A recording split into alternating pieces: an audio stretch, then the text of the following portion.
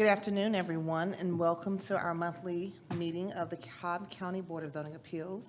At this time, I would ask that everyone who is able to please stand and help us with the Pledge of Allegiance. Pledge allegiance to the flag of the United States of America, which stands one nation, under God, indivisible, liberty and justice for all. Thank you. I will now call our meeting to order. Ask that you please silence your cell phones, turn them off or silence them. For those of you who do not have a copy of our agenda or who are attending for the very first time, we will concern ourselves with cases that are on consent. These are cases that have been reviewed by the board and by the professionals from various departments within the county, and to which there is no known opposition at the time.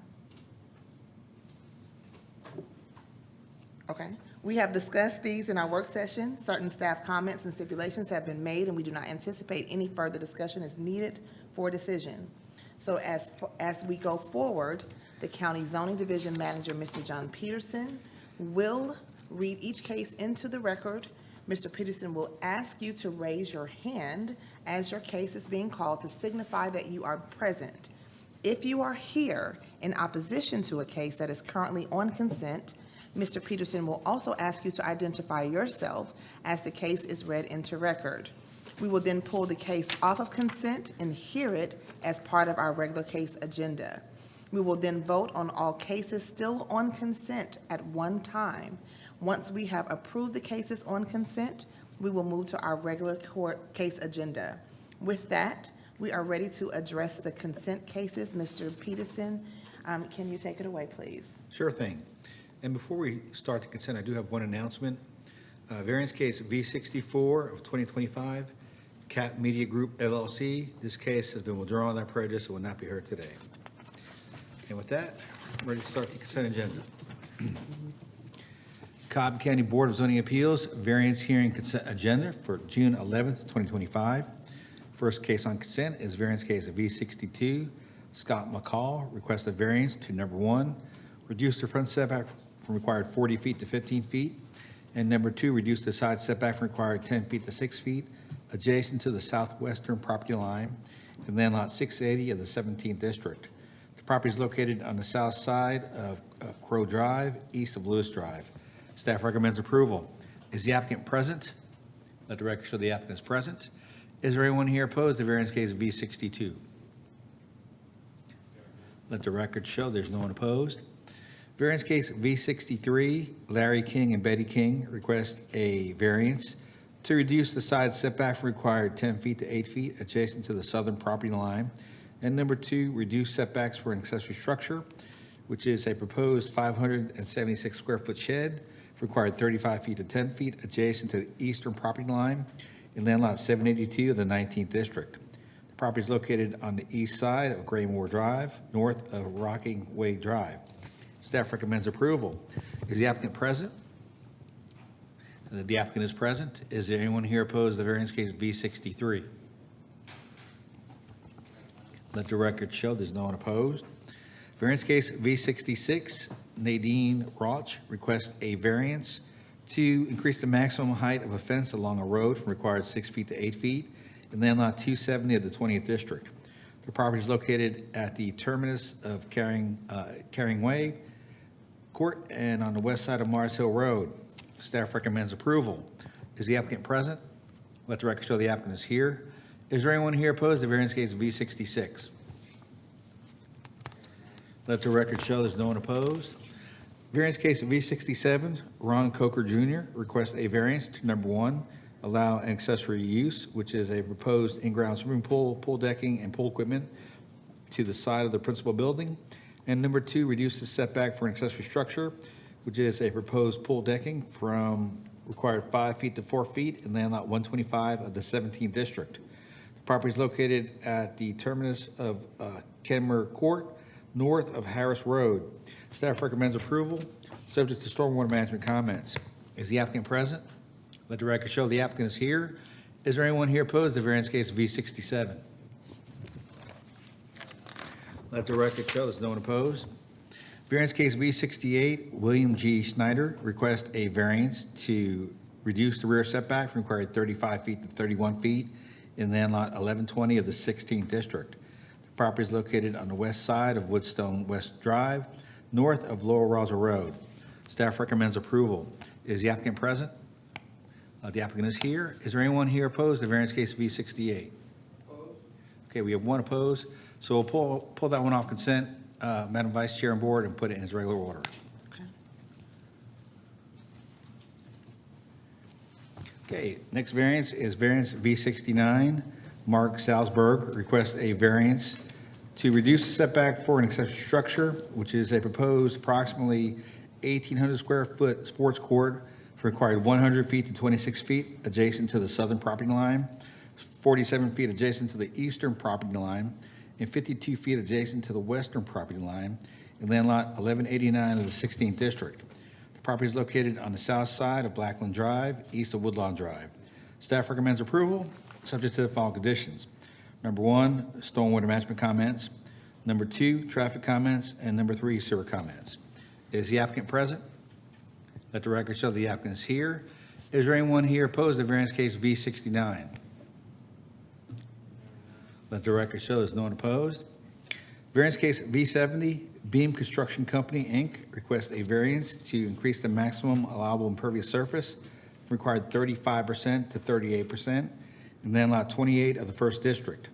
The property is located at the northeast corner of Childers Road and Colebrook Trail.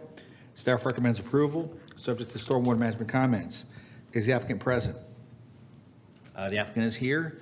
Is there anyone here opposed to variance case V70? Let the record show there's no one opposed. Variance case V71, Kyle and Ashley Jackson request a variance to number 1, increase the maximum allowable impervious surface from required 35% to 49.89%. And number 2, reduce the side setback from required 10 feet to 8 feet adjacent to the eastern property line in land lot 1032 of the 16th district. The property is located on the north side of Weddington Ridge, north of Weddington Place. Staff recommends approval, subject to stormwater management comments. Is the applicant present? The applicant is here. Is there anyone here opposed to variance case V71? Let the record show there's no one opposed. Variance case V72, Jackson Webb requests a variance to reduce parking spaces from required 165 spaces to 42 spaces in land lot 173 of the 20th district. The property is located on the northwest side of Cobb Place Boulevard, northeast of Vaughn Road. Staff recommends approval. Is the applicant present? The applicant is here. Is there anyone here opposed to variance case V72? Let the record show there's no one opposed. Variance case V73, Matthew Roderick requests a variance to number 1, reduce the rear setback from required 20 feet to 10 feet, and number 2, increase the maximum allowable impervious surface from required 45% to 54.9% in land lot 411 of the 19th district. The property is located on the west side of Chamry Drive, west of Santenay Drive. Staff recommends approval, subject to stormwater management comments. Is the applicant present? Applicant is here. Is there anyone here opposed to variance case V73? Let the record show there's no one opposed.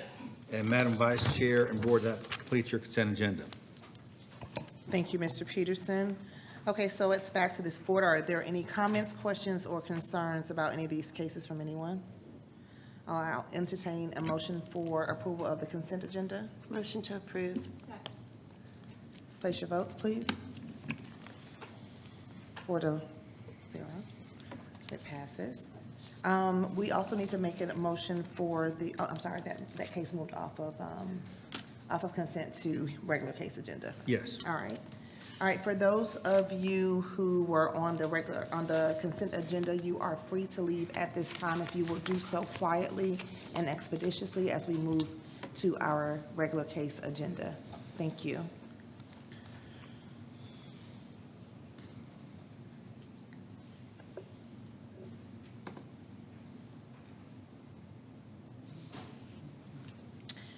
We are now ready to proceed with our regular case agenda. Our procedure here is that Mr. Peterson will read a case into the record.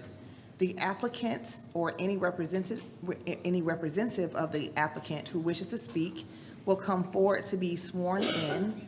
Likewise, anyone in support or in opposition wishing to speak will be asked to come forward and sworn in as well. The applicant and opposition will have 10 minutes each to present their case.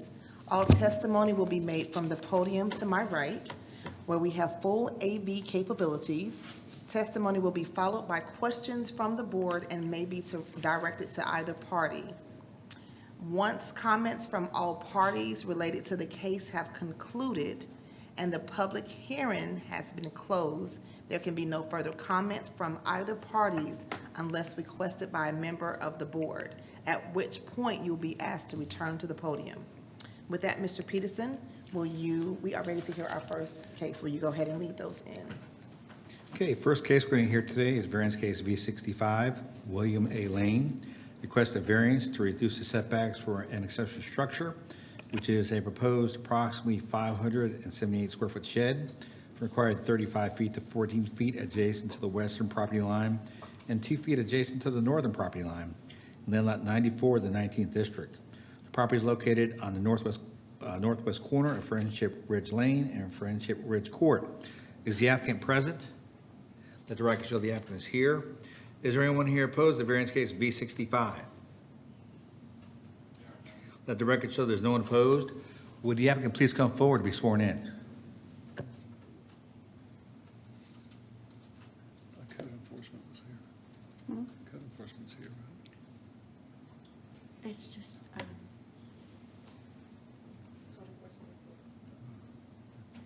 but Yulissa wasn't gonna be here. But I think he's code enforcement. Okay. If you will state your name for the record, William please. Lane. William Lane. If you'll say it a little bit louder so that we can hear you, please. William Lane. Thank you. If you will present your case. I kind of wish I wasn't first. So. I'm very new here. So we just, short story, we built a shed. We kind of renovated a shed that was already there. And now it's apparently too close to the line. So, but we built it next to a 6-foot fence that was on our neighbors. And we have her signed. She was fine. She didn't mind. And I don't know really what else to do here. So I have pictures of it and her signature. That was kind of all I was asked for. So we're like, just want to leave the shed there if that's all right.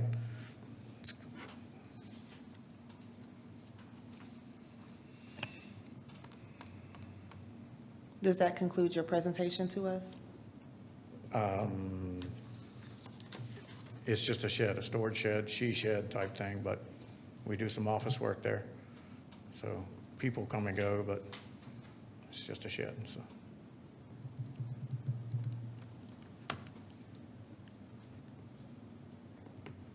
I'll defer to the District 1 Commissioner. Since there is no opposition, I don't know if you want him to stay standing. Okay, thank you. Is code enforcement present? Yes. Okay. Mr. Lane, why don't you have a seat so I can hear first from code enforcement? Mr. Lane? Mr. Lane? I'm Can sorry, you have I a can't hear seat? you. Could you have a seat?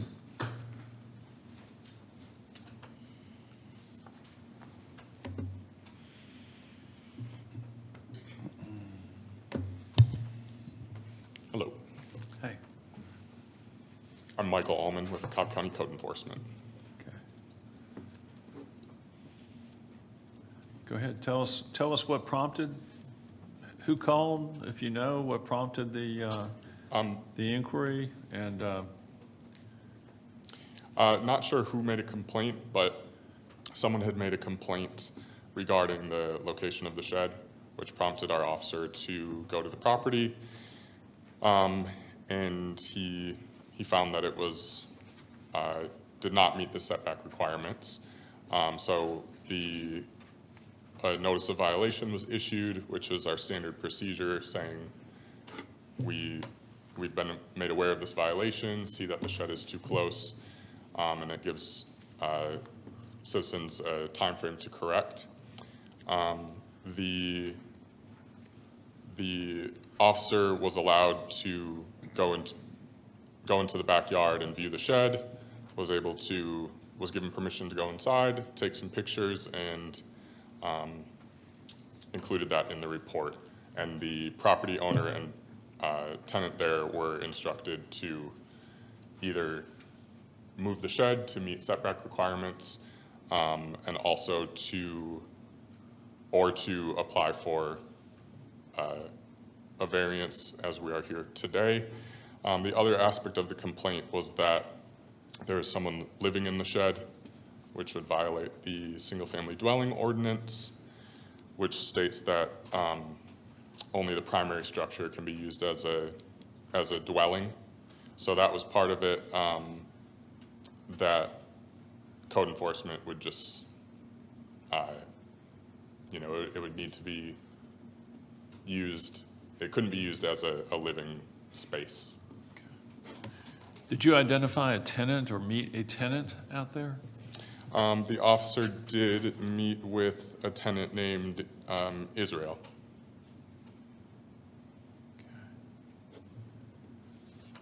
All right. Were any other citations made in addition to the setback issue that was noted?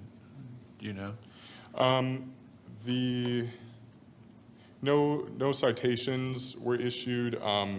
Our written warning that was issued just listed the single-family dwelling ordinance and the accessory structure ordinance, which pertains to the setback requirements. Did you have any comments as to whether the shed had been inspected during the construction process? I am not aware if it was permitted or constructed to any certain code at the time it was built. I did just hear from the property owner's testimony that it was an existing shed that they renovated, but I don't know if there were permits pulled or if there needed to be permits pulled for that type of work. Any other thoughts that you wish for this board to consider? Nothing other than if it were to be approved, just to ensure that it's not used as a living space. There was some inside the shed. The officer took photos of a kitchen area, a bathroom, and a couch and a desk, workspace. So the officer did note that it did not appear that anyone was living in it at the time of his inspection.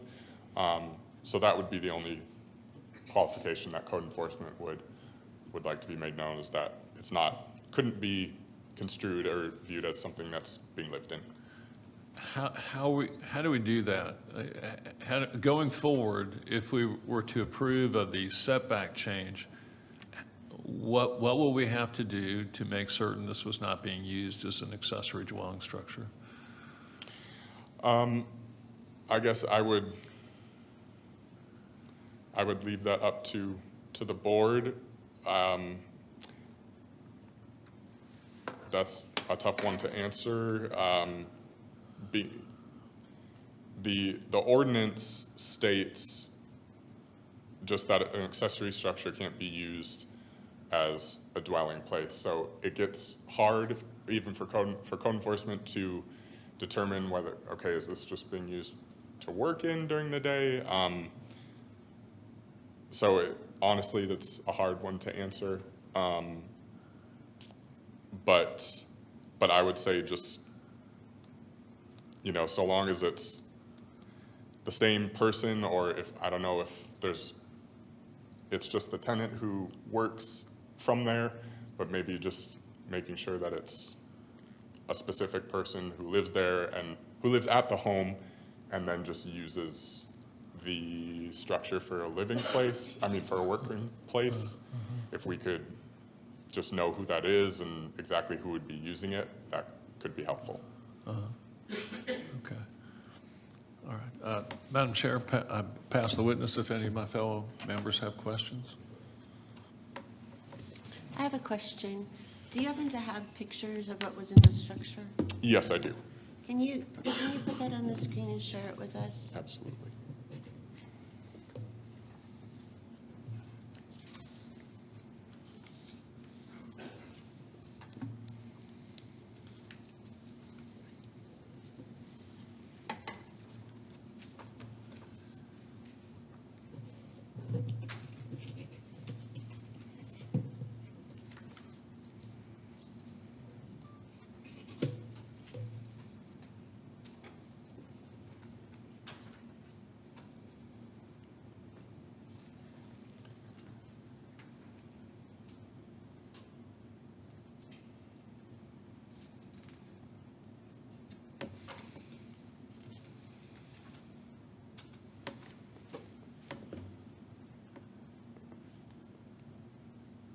And just to add, code, it is hard to verify and hard to determine if, what a shed is being used for, if it's not just for storage or things like that. So any suggestions from the board or zoning or anything about how, if it's acceptable to have someone working in the structure would be helpful.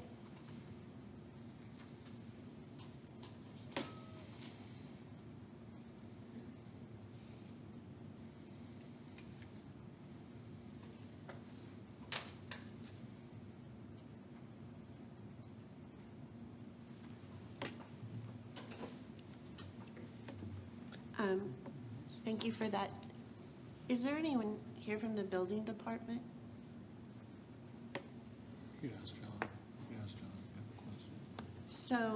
So according to the notice that we got from code enforcement, that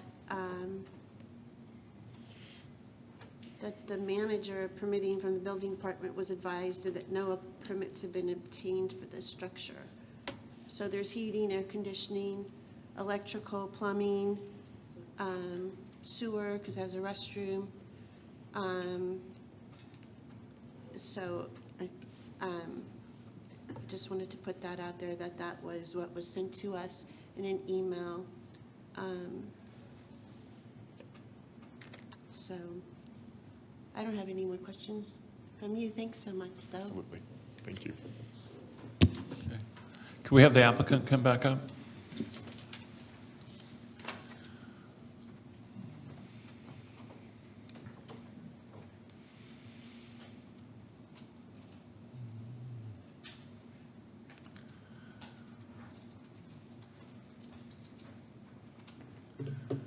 All right. So you've heard some of the comments about how in this county, the Board of Commissioners, as in most counties, sets the policy by making laws, right?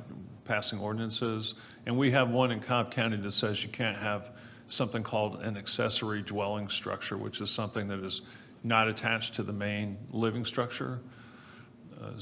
So that's looks a lot like what this is. And there's been some testimony that there was a tenant that resided in this structure. Would you care to comment on that at all? No, it was just an office space. No one's living there. Okay, no one's living there. We have Okay. some Okay. employees that come and go for equipment and tools. It's dry storage, stuff like that, but. All right. There was a picture that was shown to us just a moment ago that made it appear that some of what was stored out there were building materials of some kind. Is that part of what this is used for? Yes, sir. If this group cared to explore some way to allow storage of building materials out there, but required some modifications to the structure so we could be comfortable with it not being used as an accessory dwelling unit, is that something you would like for us to consider? I think so. I don't know. Would you Well, please repeat let that? me phrase it another way. Would you rather us require that you tear this down, or would you rather us look for a way to try to preserve the unit, the We'd like to structure? keep it if possible. Thank you. I'm sorry. Okay, all right. And that's something you'd be willing to consider making modifications to this, so this group would have a comfort level that it was not being used as an accessory dwelling structure? Yes, sir. Okay. All right. I'll, Can I? again, pass the witness to the chair. So as far as modifications that Mr. Boying that spoke about, the modifications would be removing the toilet, removing the shower, removing the kitchen, removing all things that are related to living, and then having it inspected. You said removing, is that what you said? Removing all of the items that are making this a habitable space and turning it into a complete storage unit, but you won't have any plumbing. You could keep the air conditioning, but there won't be the kitchen, there won't be the washer dryer, this is a nice little She shed. accessory. Yes, well, she shed, you're not allowed to have those. So the she shed is that of an accessory dwelling unit that somebody could live in, and that's not allowed by our code. So in order She for shed you. is a dwelling unit? Yes. Okay. Because you have all of these things in it that can be used to have somebody live in there. And it's not attached to your house. Okay. So are you okay then with getting this structure permitted, but by removing everything in it that makes it a livable unit? I guess so, yeah. Okay. Does anyone else have any other questions for the applicant? Okay, you can have a seat at this time. And Madam Chair, for purposes of discussion, just hold it open. Is this something we would rather discuss at our work session, or is this something we should just go ahead and work through now and hold that open to the group? I will leave that open to the group to decide. Would you like to discuss it now, or would you like to hold it and continue that in work session later?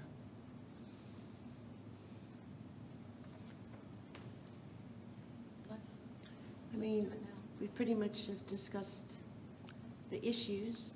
Okay, We pretty much have, I think, upheld what our code is. He's here.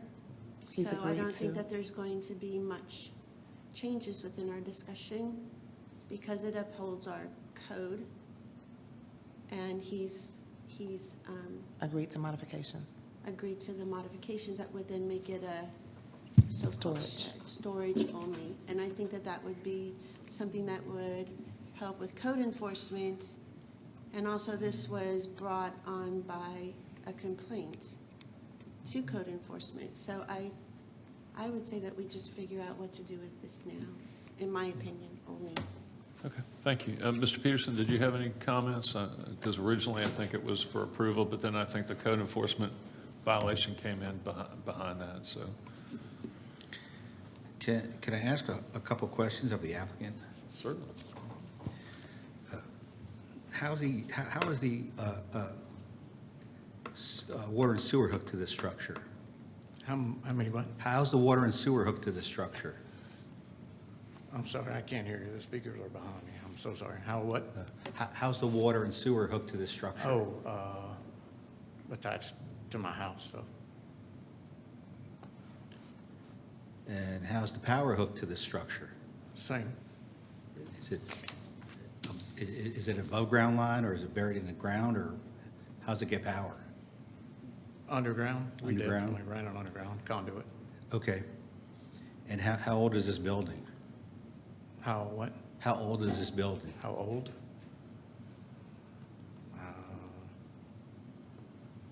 A year, maybe a year and a half. Okay. You know, what I would advise the board to do is put this on hold and have development inspections go out and take a look at it. Because without this having any permits, you know, we don't know if this is safe or not. And sometimes for development inspections to actually to investigate the structure, they may have to take down some of the sheet rock to look behind the walls and see how things are built. Okay. So, you know, this is gonna have to be held, and they're gonna look at the foundation and everything else. Can that be done in 30 days' time? Let's go ahead and give them 60 days. And that would be, August 13th. Is there something I need to say in the motion to make sure that happens? To just say you're gonna hold it till August 13th, but you want, in the time being, you want development inspections to go out there and take a look at it and give us a punch list of what has to be done. Okay. So my motion is to hold this for 60 days or till our meeting in August, or our regular meeting in August, whichever. Actually, let me get rid of the 60 days. My motion is that we hold this till our regular meeting in August in order to allow roughly 60 days' time for building inspections to go out and inspect this unit. And you're fine with building inspections coming out, correct, sir? I guess so. Is this before or after we remove everything that's supposed to be gone? Before. Before. And There's another question. Is there an additional comment that I can make at some point? Sure. can I entertain an additional comment at this time? Yes. Thank you. Just in light of the comment. If, He if needs to come Yeah, to the. ask the the applicant to sit applicant will down. have a seat for us for the moment, please. Sir- Mr. sir- Lane, have a seat for us, real quick for us, quick, thank you. We got the Sorry feet. about We that. got the feet. No worries. It's bad. Yeah, the sound is. Just had one thing in light of the property owner's testimony. There's another ordinance that could come into play based on his statement that employees and materials are brought to and stored at the property, or that employees are coming and picking up materials from the property. There is a customary home occupation ordinance in Cobb County that states, that restricts the type of business activity that can happen at a residential property. One of them being, there can only be one business vehicle. You can't have any employees or clients coming to the home. And you can't have business materials or equipment stored at the home. So I would just request that the board considers that in the next hearing for exactly how this shed is going to be used without running into that issue down the road. All right, thank you. And while you were there, did you notice an inordinate number of vehicles there or people there in the unit? Let me grab the file. I didn't see that that was noted it anywhere, but let me just double check. Thank you.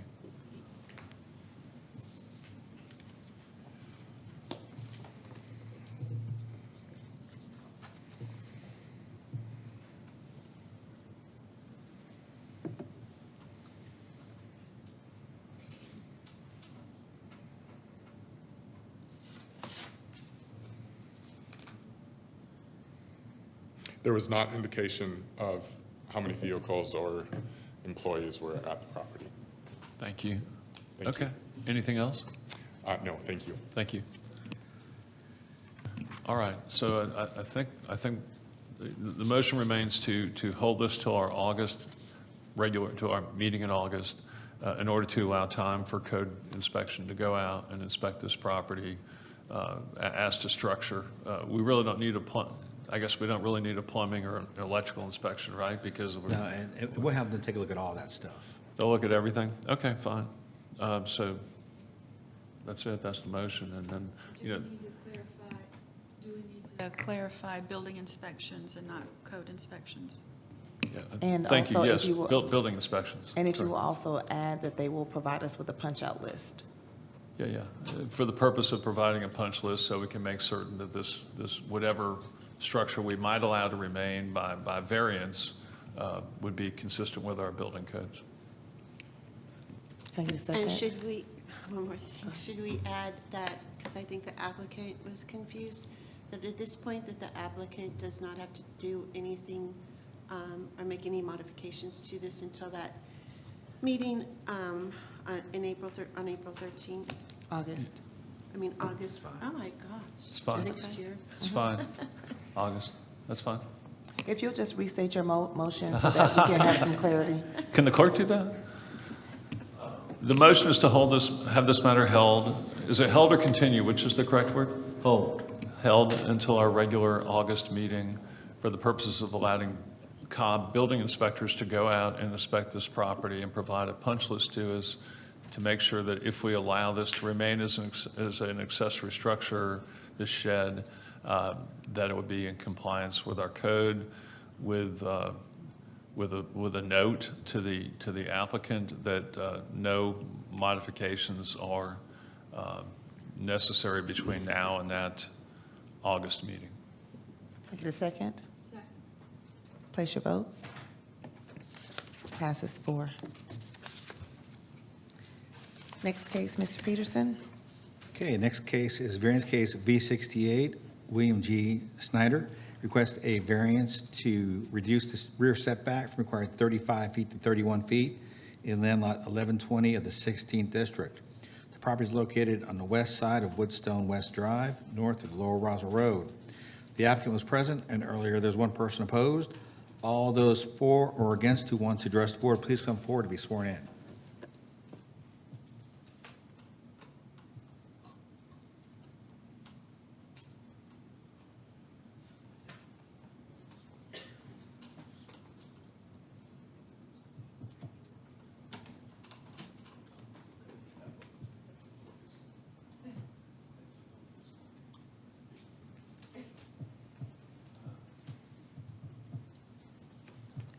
Good afternoon. Hi, If you will state your name for the record and begin to tell us about your case, please. yes, I'm William G. Snyder, the owner of the property. We have an existing deck that's attached to the house. I'm a bug magnet, so we don't get to utilize that to the extent that we want to, so we planned on just enclosing the existing footprint. And I found out that if we enclose that, it needs to be 35 feet from the property line. And it turns out that it's 32.4 feet, which makes it 2.6 feet too close to the property line. And the issue, so what we're asking for is a variance of 2.4 feet to the legal requirement. And in addition to that, the neighbor's fence is 8.3 feet on his side of the property line. So in reality, the edge of what would be our sunroom is 40.73 feet from his fence that has been there for 30 years. So I'm just asking that for our comfort and not imposing any more on the footprint into our neighbor's property, that we be able to screen it in so we can enjoy the outdoors. It's a shaded area that we just haven't, that's been underutilized. That's the end of my, that's my request. Thank you for sharing. Sir, behind you, do you have anything that you wanted to share? Pardon me? The gentleman behind you, did he have anything that he wanted to add? No. This is the contractor that we have. This is Michael, and he's the contractor that we've subcontracted to build the screen room. Absolutely. Nice to meet everybody today. We started this project for them back in August, going through the CAD drawings, engineering, permitting stage. Kind of got a hiccup with the variance and been working with Mr. Bill here for the last couple months. So we have kind of all of our ducks in a row, pictures, if you guys need to see absolutely anything. But yeah, just basically looking to approval to get this project moved forward for him. Thank you, guys. Any questions? We'll call you back up with questions in just a moment. Thank you. Thank you. And now we'll hear from your opposition. If you will state your name for the record, please. Good afternoon. My name is Kevin O'Donnell, and we are at 443 Summit Club Drive in Marietta. on the opposite side of Mr. Bill's line. We have a 6-foot fence between our yards, and we moved in June of 1996, and the fence was already up. Bill moved in not that long ago, and the previous owner, we worked with cutting trees down that were pretty much I paid for on supposedly my property, and I have pictures of that. I have pictures of my property line, the red button stake right there by the fence. As you can see, it's only about 3 feet away. In the next picture, that'll show also the tree that we cut down prior to Bill and Susan moving in. You can see this is inside or on the outside of my fence line facing his property. So you'll be able to see this picture as well. And you can see the wood up against, it's not right up against the fence, but it would be on our property. And again, the fence line was there because of the trees previously when the original fence line went in. I've spoken to a number of realtors and real estate attorneys, and living in Indian Hills, it's a valuable piece of land. It's gone stupid. I couldn't afford to live there today. But at that point in time, you can't see his deck from our backyard. If you go up to the second story, you can see the deck. And again, at this point, what the realtors tell me is, you don't see you don't see their deck, so you don't really notice it. You see the back of the house, and that's fine. When you build that structure that they're talking about, that's going to be right in our face. And with that deck that was built prior to Bill moving in, we didn't know how far out it was because you couldn't see it from where we were. It didn't obstruct anything. The obstruction will come with the enclosed property. Now, realistically, if he shortens that by 2.5 feet, I won't be happy still seeing it, but that's his choice because it's his property. So I'm asking, if he does do that, reduce the size of it to where you don't have to deal with this variance. Whether the fence is there or not, it's property that I bought and paid for, and it's my property. So therefore, that's why we're here to object the variance that Bill and Susan are asking for. He can build it, shorten it up. There's nothing that I can do at that point because that's within his legal rights as a property owner. I'm asking the commission to leave it to the law to where the variances stand today. Here's a picture from the second floor that you can see it. I have my plat lines. They're all obviously on record here at the courthouse. And my request is, again, to not extend this variance. Leave it as the law is for my land. And the pictures are all up there. And then there is also talk, if I need to move the fence back to the property line, we're willing to do that. But obviously, I don't want to move my fence line. Thank you. Do you keep those? Thank you for your time.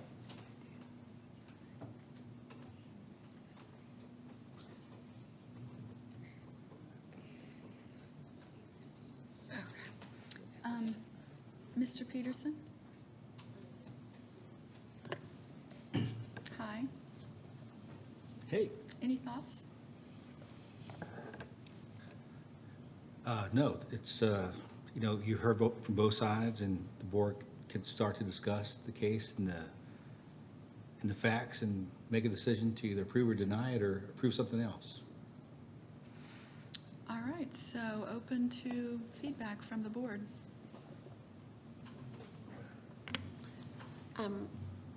I would like to see if the applicant could come back with his folder so that we can see what is being proposed to be built to enclose the deck. I can find the documents for you. You know, I've got it right here. Two things. One of my first considerations was doing what Kevin asked, and that was take 2.6 feet off of the room.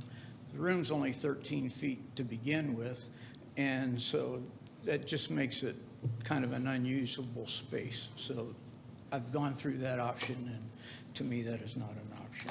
Thank you. So if we could just see the pictures of what you're proposing to put over Pardon me? this? If we could just see the pictures, like, do you have like an architectural rendering of what you're putting? Oh, yes. And Let's start with pictures, and then you can talk. what do you want this?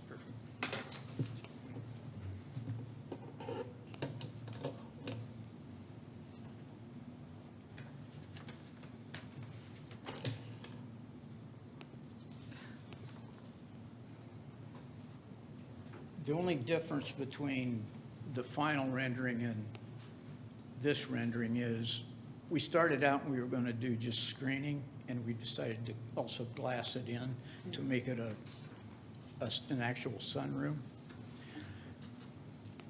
And so the second option I have, or note that I have, That would be great. Those are like official CAD drawings with engineer stamps on them.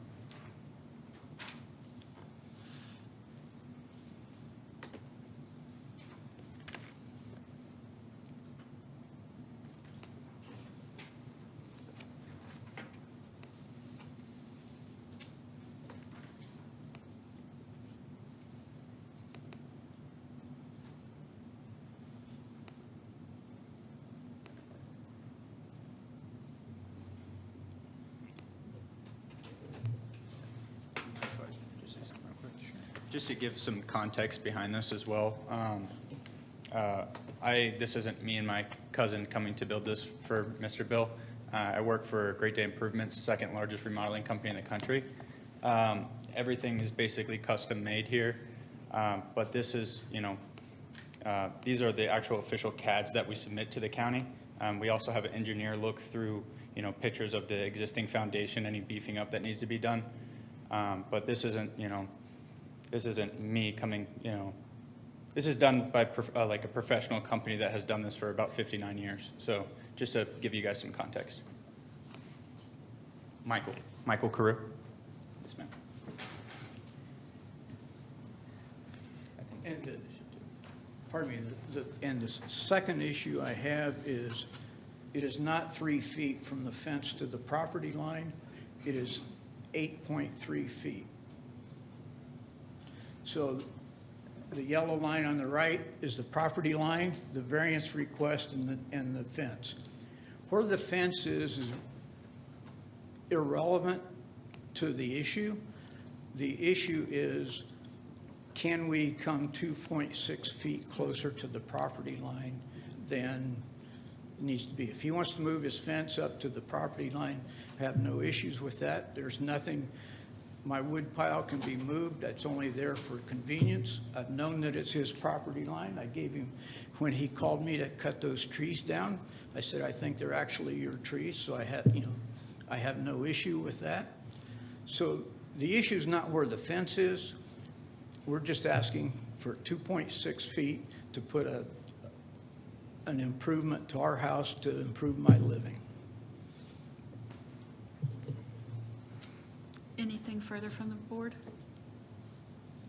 I just wanted to clarify that right now, the current structure is an open deck, and what you're proposing to do is to add a roof line that supports enclosing it It was originally proposed as screened, but we're going to make it 4 seasons by adding windows, correct? Yes, ma'am. So the existing deck, there's no changes to the actual footprint of the deck at all. Basically, the first step is just any kind of modifications we have to do to the foundation just to get it up to code. Build the roof on top of it with just a foot of an overhang over top of the deck. And then we will enclose it with basically our glass, our custom framing, glass and screen, electrical, and then also Cobb County does require a heating and cooling unit for any, 3 or 4 season rooms.